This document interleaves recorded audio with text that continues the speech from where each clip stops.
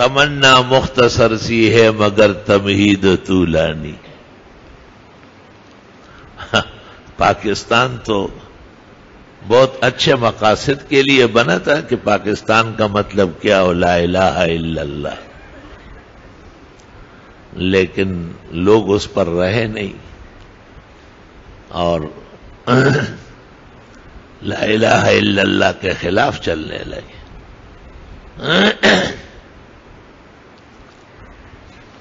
بہت ساری پارٹیاں بن گئی سیاسی، اپنے اپنے منشور کو آگے پیچھے کر رہے ہیں، لیکن دین پر متفق ہیں. جس کو حکومت کے چند دن مل جائے، آگے سے بھی نااہل پیچھے سے بھی نااہل. نااہل کا لفظ جب سے نکلا ہے نا، اتنا استعمال نہیں ہوا ہوگا جتنا ان شریروں کے لیے استعمال ہوا ہے. ذرا سا پر سمیٹنے پڑے تو ختم نبوت پر وار کر لیے، اپنے مغربی آقاؤں کو خوش کرنے کے لیے، کیونکہ قادیانی اور مرزائی لابی بہت زیادہ دنیا دار ہے اور وہ دنیا پرستوں کو خوش کرنا جانتے ہیں. ایک زمانے سے مرزا قادیانی نے بہت جھوٹ بولا ہے زندگی بھر. اس کی زندگی، اس کا جھوٹ زیادہ ہے، صدق نہ ہونے کے برابر ہے.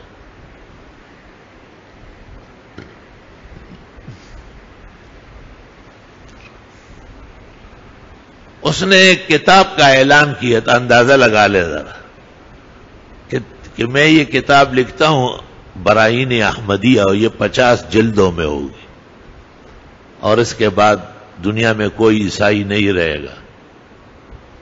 اس کتاب کی 2 یا 3 جلدیں آ گئی. تو جنہوں نے چندہ دیا تھا انہوں نے کہا وہ 50 جلدیں کہاں گئی؟ اس نے کہا یہ 2 نہیں ہے، 3 ہے. وہ 3 نہیں ہے، 5 ہے، اور 5 کے ساتھ 1 0 آپ خود لگا لیں تو آپ اور ہم مل کر ثواب میں شریک ہوں گے. اس 2 کو 3 سمجھے اور 3 کو 5 کہے. 5 میں صرف آپ انگریز نبی کی مدد کے لیے 0 ملا لیں، 50 جلدیں ہو گئی. اول مس کہا، پھر تک کہا، پھر بل کہا، اس طرح ظالم نے مستقبل کے ٹکڑے کر دیے. یہ ان کے اخلاق تھے اور یہ ان کی دیانتداری تھی. لا ایمان لمن لا امانت له ولا دین لمن لا عہد له. عہد و پیمان نہیں ہے تو دین نہیں ہے، اور خیانت گر ہے تو بے ایمان ہے اول درجے. تو اور بڑی باتیں ہمارے بزرگوں نے مغلظات مرزا اور الہامی گرگٹ اور حفوات اور کے نام سے کتابیں جمع کی.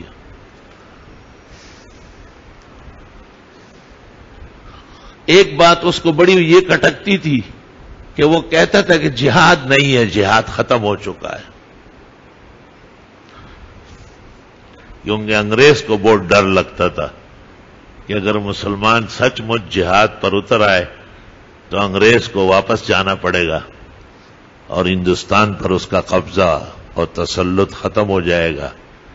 اور انگریزوں کا جو خود کاشتہ پودا تھا وہ یہی قادیانیت و مرزائیت تھی. کتاب لکھی ہے باقاعدہ، اور اس کتاب میں اس نے کہا ہے کہ جو اب بھی جہاد کا نام لے وہ بہت ذلیل آدمی ہے، بہت خراب آدمی ہے. بہت گالیاں دی اس کو. روحانی خزائن آج کل جو 3ری جلد ہے